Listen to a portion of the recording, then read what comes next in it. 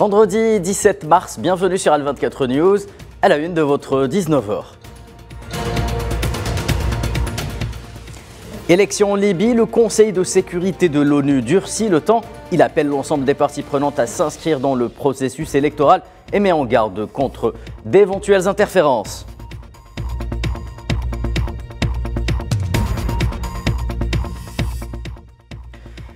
Le parti irlandais dit stop aux investissements des entreprises irlandaises dans les territoires occupés en Palestine et prépare un projet de loi visant à les annuler.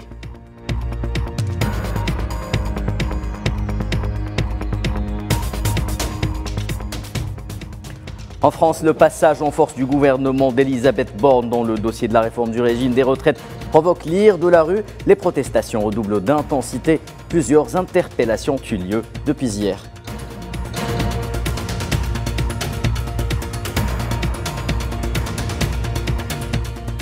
Enfin, cyclisme, après le Tour d'Algérie clôturé et en beauté hier, vous découvrirez l'heureux vainqueur du Grand Prix de la ville d'Alger qui s'est tenu ce vendredi dans la capitale algérienne. Madame, Monsieur, bonsoir. Le Conseil de sécurité des Nations Unies appelle l'ensemble des parties prenantes et des institutions libyennes à organiser des élections indépendantes et transparentes dans l'ensemble du pays en 2023 en adoptant une déclaration commune de la part des 15 membres. Un sujet signé Tinhinan Makassi, commentaire de Khadija Khadaoui. Le statu quo libyen devient insupportable pour le Conseil de sécurité de l'ONU, c'est du moins ce que laisse penser la déclaration commune des 15 membres du Conseil de sécurité adoptée hier, jeudi. L'organe exécutif des Nations Unies hausse le ton et réaffirme son attachement à la tenue d'un double scrutin dans le pays en cette année 2023, et ce, dans le cadre d'un processus politique inclusif libo-libyen. Bien que les avancées politiques marquées en Libye soient prises en compte, le Conseil se félicite d'ailleurs des progrès graduels accomplis, notamment sur le plan du cadre constitutionnel des élections. Mais le Conseil de sécurité semble vouloir davantage. Il veut des actes et affirme ainsi qu'il convient d'insuffler un nouvel élan sur la base des progrès réalisés pour consolider l'assise juridique et l'accord politique. Des éléments essentiels pour la tenue des élections en 2023, notent les membres. Par ailleurs, le Conseil de sécurité réitère son soutien à l'envoyé spécial des Nations Unies et à son initiative pour en finir avec l'imbroglio constitutionnel qui bloque la Libye depuis plus d'un an, tout en exhortant l'ensemble des parties libyennes à s'engager pleinement de manière constructive, transparente et dans un esprit de compromis en collaboration avec Abdoulaye Bathily afin de respecter les garanties relatives à l'indépendance et à l'intégrité du processus électoral. Il y a quelque temps, Abdoulaye Bathily a mis en place une initiative qui a tout de suite trouvé écho auprès de la communauté internationale, la mise en place d'un groupe libyen de haut niveau chargé des élections, une initiative qui se veut aussi complémentaire des processus mis en place jusque-là pour réunir les parties prenantes libyennes. La capitale mauritanienne Nouakchott abrite le 49e Conseil des ministres des Affaires étrangères de l'Organisation de la coopération islamique, OCI. Plusieurs thèmes sont inscrits à l'ordre du jour, notamment le dossier palestinien. Le président mauritanien Mohamed Ould Cheikh El-Ghazouani est revenu sur la nécessité de créer un État palestinien dans le cadre des frontières de 1967 avec El-Quds comme capitale. Les détails avec Leila Gertal.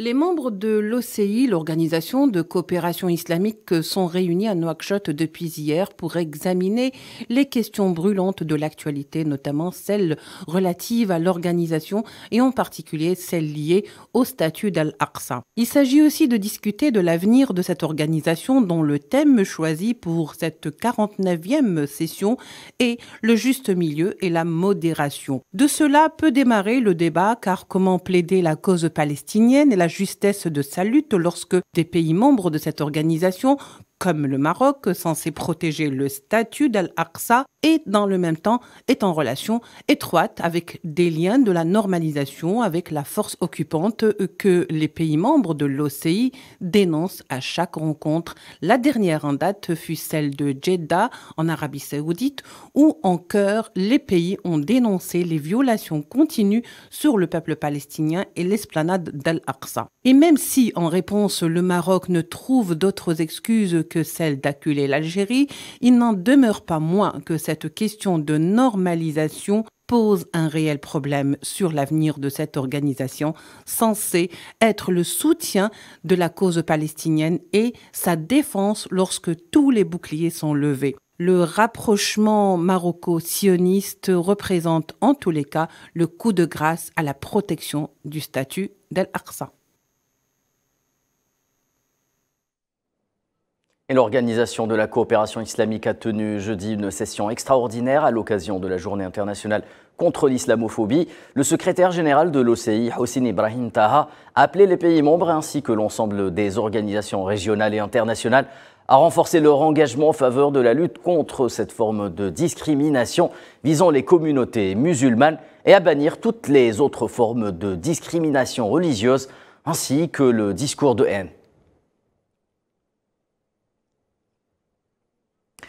Le ministre malien de la Défense Sadio Camara a été reçu en audience à Ouagadougou par le chef de la transition burkinabé Ibrahim Traoré. Le ministre malien était porteur d'un message du chef de la transition malienne Assimi Goïta, annonçant que son pays était disposé à prêter main forte au Burkina Faso dans sa lutte contre le terrorisme. C'est un sujet signé Souhila Akilal. Bamako est disposé à partager moyens et expériences avec le Burkina Faso dans le cadre de la lutte contre le terrorisme. Cette annonce a été faite par le ministre malien de la Défense, le colonel Sadio Camara. Nous avons passé en revue toutes les questions qui intéressent nos deux États. La préoccupation actuelle est la situation sécuritaire. Sur ce plan, nous avons reçu des instructions de nos chefs d'État de mutualiser nos efforts. La situation que connaît le Burkina aujourd'hui, il y a de cela quelques mois, le Mali est passé par la même situation. La question sécuritaire des deux pays a donc été passée en revue par les deux hommes. Bamako et Ouagadougou ont décidé de mutualiser leurs efforts pour venir à bout des violences et assainir le climat sécuritaire. Mais quand nous choisissons la voie de l'indépendance, il y a un prix à payer. Mais nous sommes confiants. Nous savons qu'ensemble, nous allons réussir. Ces dernières années, le Mali et le Burkina Faso font face à une recrudescence des attaques terroristes. Les deux pays ne comptent plus leurs morts et le nombre de déplacés ne fait que croître. Dans le cadre de cette lutte contre le terrorisme, les autorités burkinabées ont annoncé hier avoir éliminé plusieurs dizaines de terroristes à Soudougui, dans le centre-est du pays. En Tunisie, et lors d'une visite effectuée au niveau du siège de la Commission nationale de réconciliation pénale, le président Kais Saïed a encore une fois insisté sur l'importance de mettre la main sur l'argent détourné et de le restituer au peuple tunisien. Le chef de l'État a déclaré que la Tunisie disposait de tous les moyens et mécanismes nécessaires à cette opération.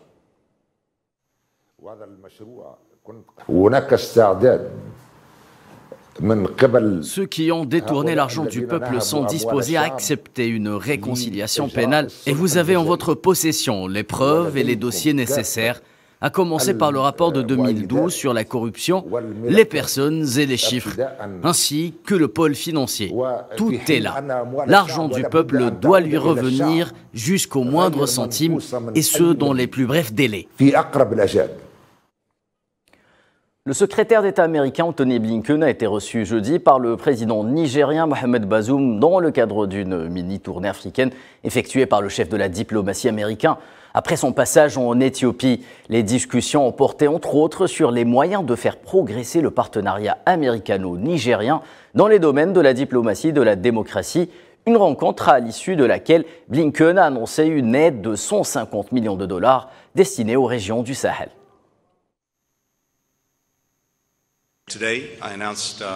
J'ai annoncé aujourd'hui une nouvelle aide humanitaire de près de 150 millions de dollars pour répondre aux besoins en Afrique occidentale et centrale et au Sahel.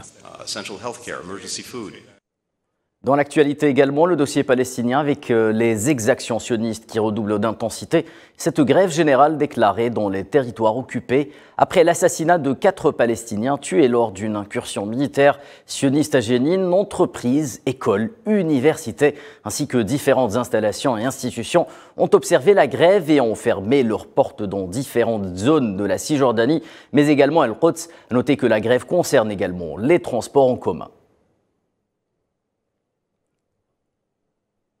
Je vous le disais en titre, les crimes sionistes en Palestine sont également d'ordre économique. Des dizaines d'entreprises sont actives dans les territoires occupés, profitant des largesses et violations sionistes des résolutions issues du droit international pour réaliser des profits entachés par le sang des martyrs palestiniens. En Irlande, le parti Sinn Féin dit stop aux entreprises irlandaises ainsi qu'à leurs investissements. Amin Touta. Le Parlement irlandais vend debout pour dire stop aux investissements dans les territoires occupés palestiniens. Un projet de loi préparé par le parti irlandais Sinn Féin s'apprête à introduire un projet de loi visant à annuler les investissements irlandais dans les territoires occupés palestiniens. Le numéro 1 du parti irlandais, Declan Kearney, a déclaré que le projet de loi en question a pour objectif de stopper les investissements réalisés actuellement dans les territoires occupés en Palestine par 9 entreprises irlandaises, figurant sur la liste noire établie par les Nations Unies en 2020, incluant 112 entreprises. La liste épingle en outre plus de 90 compagnies sionistes et 18 autres originaires de 18 pays différents. Kearney a par ailleurs annoncé lors de sa participation à une réunion organisée par le comité anti-apartheid du Conseil national palestinien avec la direction du parti Sinn Féin et des députés du parti en présence du président du Conseil national que son parti travaille à bâtir une coalition regroupant des partis et des organisations de la société civile irlandaise pour défendre les droits du peuple palestinien. En décembre 2022, le rapport Don't Buy Into Occupation, publié par l'ONG du même nom, a révélé que plus de 700 institutions financières entretiennent des relations économiques avec des entreprises actives dans la colonisation illégale des territoires palestiniens. Palestine, toujours, le Parlement arabe appelle une nouvelle fois à cesser les exactions et l'escalade sioniste contre le peuple palestinien. Il met en garde dans un communiqué contre les graves conséquences de ces actes qui ne feront qu'exacerber les tensions et la violence. Le Parlement arabe a également insisté sur la nécessité de fournir au peuple palestinien une protection internationale contre les crimes et agressions répétées commises par l'entité sioniste. Et à l'invitation de son homologue russe Vladimir Poutine, le président chinois Xi Jinping se rendra lundi prochain en Russie dans le cadre d'une visite qualifiée de voyage d'amitié et de paix prévue du 20 au 22 mars prochain.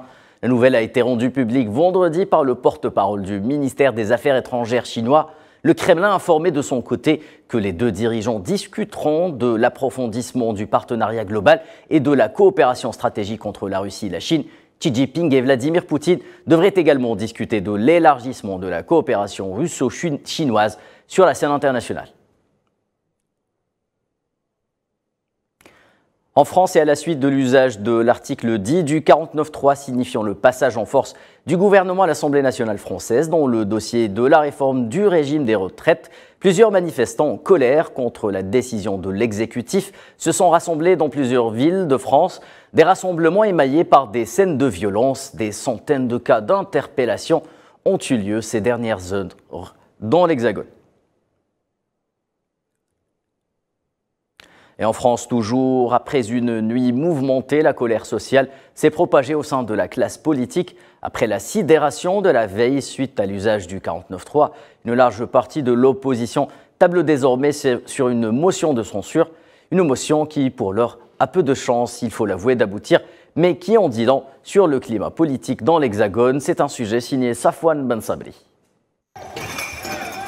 Jets de pierre, lacrymogènes et fumigènes. Après une nuit aux allures de révolution, c'est un retour au calme très fragile qui a caractérisé le jour d'après dans la capitale française. Avant le recours au 49.3 pour forcer le passage de la réforme des retraites, le gouvernement d'Emmanuel Macron espérait un essoufflement du mouvement de contestation. C'est tout l'inverse qui s'est produit. La classe politique de tous bords est en vent de poupe suite au recours au 49.3 par le gouvernement. Pour beaucoup, il y aura un avant et un après 16 mars 2023. Aujourd'hui commence le premier jour du reste du quinquennat d'Emmanuel Macron, de la fin du quinquennat d'Emmanuel Macron. La colère sociale s'est donc doublée de la gronde de la classe politique. L'exécutif est désormais la cible d'une large coalition de députés. Ils n'ont pas réussi à trouver une majorité parce qu'ils étaient mauvais. Cette réforme était injuste, mal préparée, mal conçue, mal présentée. Malheureusement, le président de la République fait le choix du 49-3. Il va jusqu'au bout faire en sorte de créer de rendre cette réforme encore plus illégitime. L'heure est désormais à la réaction. La France insoumise, le Rassemblement national et plusieurs députés de la LIOT, une formation indépendante, appellent tous à la motion de censure. L'initiative a cependant peu de chances d'aboutir. Le leader des Républicains, Éric Ciotti, a annoncé ne pas soutenir la mesure. Sans le soutien de la droite classique, la majorité ne sera pas atteinte à l'Assemblée nationale. Le gouvernement Macron n'est pas pour autant sorti de l'impasse. Le reste du mandat du président français s'annonce mouvementé. Et en Allemagne, le secteur du transport aérien, une nouvelle fois, sujet à d'importantes perturbations. Plus de 680 vols ont été annulés pour cause de grève dans 4 aéroports allemands, alors que le personnel de sécurité a lui aussi débrayé suite à un différend sur les salaires et les conditions de travail. Le syndicat Verdi a annoncé que la grève des employés de la sécurité et du secteur public des aéroports de Düsseldorf et de Cologne-Bonn se poursuivra jusqu'à demain samedi. Les places financières européennes secouées, elles également, par la déroute de la banque Crédit Suisse, intervenue quelques jours seulement après la faillite de la Silicon Valley Bank aux États-Unis. Les inquiétudes de contagion s'intensifient et l'onde de choc s'est répandue rapidement de la Californie jusqu'en Europe. La Banque centrale européenne s'est réunie vendredi, son organe de surveillance des banques en zone euro, pour un échange de vues sur le secteur bancaire s'est également exprimé. Les craintes d'un remake du scénario de 2008 sont justement analysées par l'expert en macroéconomie et senior économiste au FMI Abdrahmi Bessaha. Il était hier l'invité de l'émission des pros de l'écho sur Al24 News.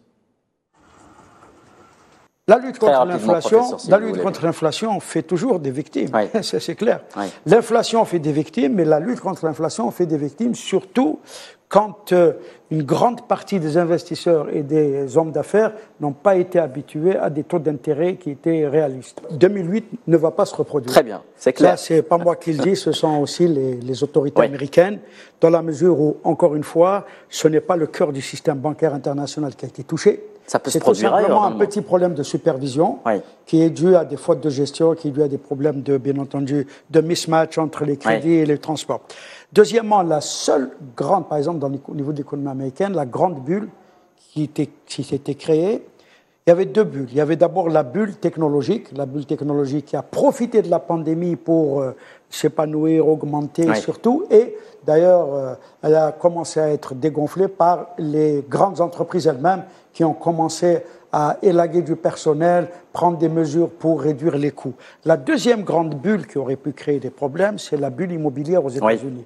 Or, l'augmentation des taux d'intérêt de 0,5 à 4,75 en 2022 et 2023 a complètement dégonflé la bulle immobilière. Du sport et du cyclisme, et à la suite de la dernière étape du Tour d'Algérie qui s'est clôturée hier jeudi, l'Algérien Youssef Reguigui a remporté vendredi l'édition 2023 du Grand Prix de la ville d'Alger sur une distance de 82,5 km. La course s'est déroulée sur un circuit fermé que les cyclistes ont parcouru 50 fois. Reguigui s'est imposé en 1h51 minutes 53 secondes devant l'Érythréen Meron et le Hollandais Jarista Stravers.